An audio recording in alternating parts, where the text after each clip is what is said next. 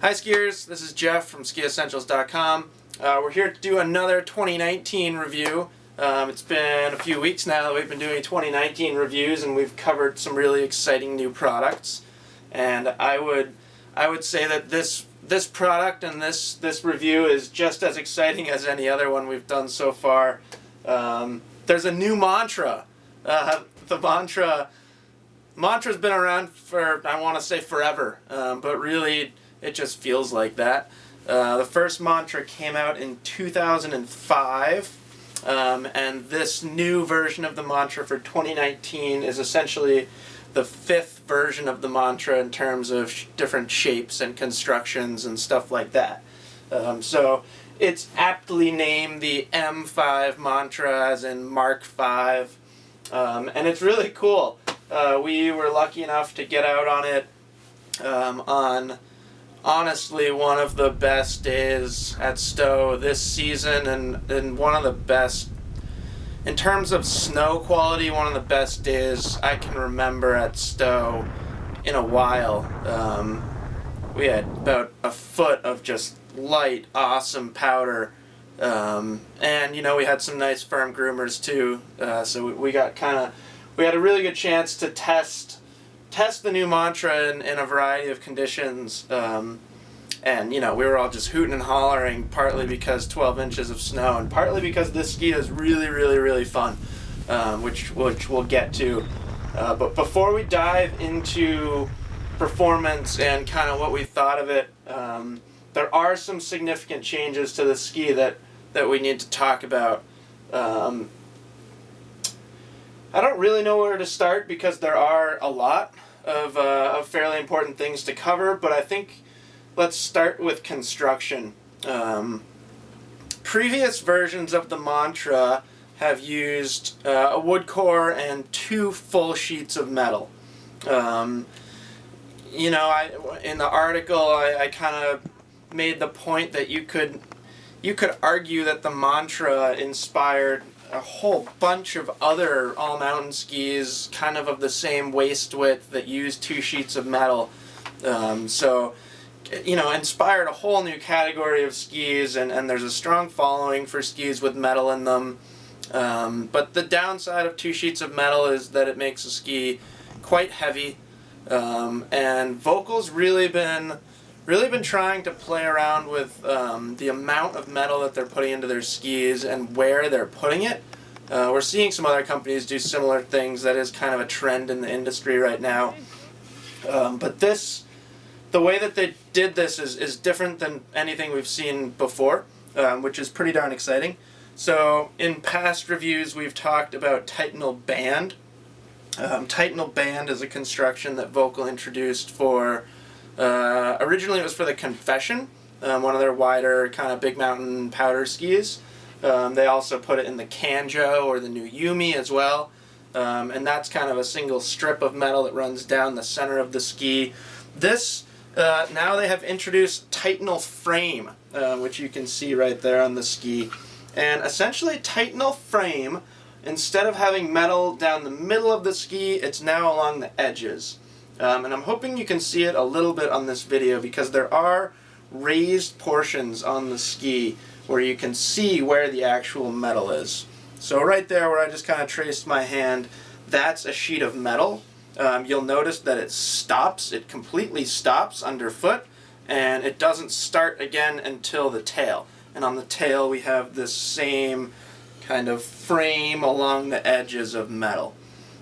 So basically the idea of that is that you're getting, the mantra's always been a powerful ski, and by putting the metal along the edges, the idea is that you're getting a very powerful feel when you're on edge. Now, because it's only along the edges, there's less of it, so the ski does feel a little lighter. I wouldn't say it's drastically lighter, but it does feel lighter. Volkl also says that they've retained longitudinal damping properties, which I agree with, and we'll get to that as well. And, because there's no metal underfoot here, it's allowing the ski to flex a little bit easier right underfoot. And again, we'll get to that. So in Volkl's mind, with the Mantra, the most important places to have metal are on the tips and tails and along the edges. When you're locked into a carving turn, maybe you're carving and just blasting through a bunch of chundery, chopped up snow, you still get that stability, but you're getting a slightly softer flex underfoot, a little bit more balance, a bigger sweet spot, and we'll get to our thoughts on how it feels. The other big change to construction, there's now carbon in the tips and the tails. We're seeing some other companies do that as well. It really helps strengthen the full ski while still retaining a light feel instead of if you were to put a heavier material up there to do the same thing. And those are the major changes for construction. Still a wood core, of course. I think this Titanal frame is the most important thing to wrap your mind around, and that's where the biggest change in performance is coming from the old Mantra to the new Mantra. And let's move on over to shape, which is another big change in my opinion. This is now cambered underfoot. So let's take a look at what they look like together. Not a drastic amount of camber, but we're back to a Mantra with camber underfoot, tip rocker, and some tail rocker. If you're familiar, this is the previous version of the Mantra here, and it's been this way for a few seasons now. It's been completely verse camber or fully rockered, or however you want to describe it, but there is no camber in this ski at all. That's a big change. The other big change to shape, it's narrower now. The old Mantra was 100 underfoot. The new version is now 96 underfoot. Kind of a trend in the industry. We're seeing certain models go a little shorter. You'll see us talk about that, about other 2019 skis as well. And then the turn radius is also a little bit shorter. I threw some stats into the article so you can kind of compare to the previous Mantra. It's not drastically shorter, but it is, if I recall, it's about 3 meters shorter per length, right around that zone. So those are the big changes structurally, design-wise, construction-wise to the M5 Mantra. And then let's talk about performance. So we were skiing deep powder, deep, light, like perfect snow. It did really, really well in that. Sometimes when we get a foot of powder at Stowe, it's easy for us to reach in the car and grab our giant wasted powder skis. But skiing the Mantra in deep snow, none of us really felt like we needed to. Super fun. You still get some float out of it at 96 underfoot.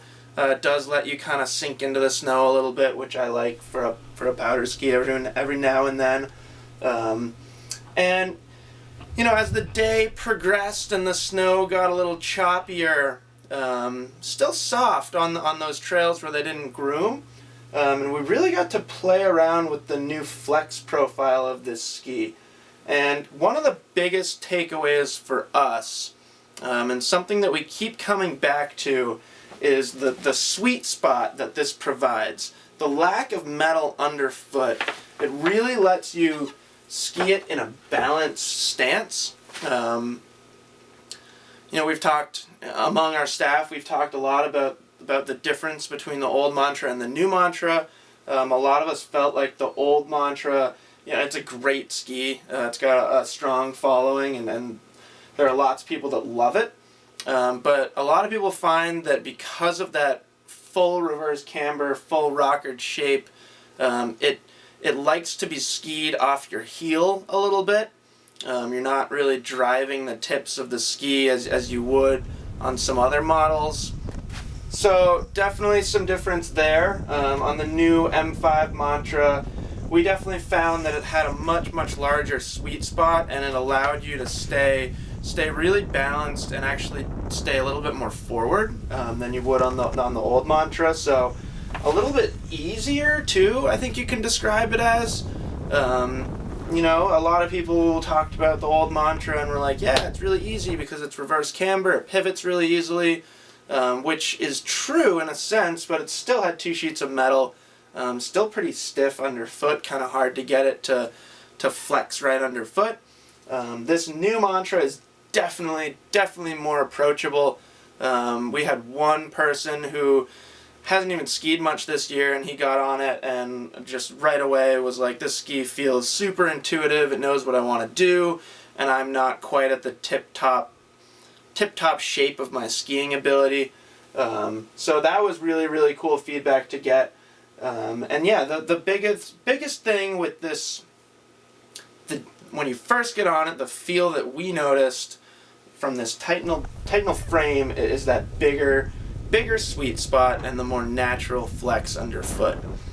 So it made it really fun in softer snow. You don't have much to push against in softer snow, but you got a better feel out of the ski in softer snow conditions. A little bit better connection to the snow is one way I could describe it. But it's still a burly ski. Like I was starting off this review with, when it's on edge, you still have all the power of that metal.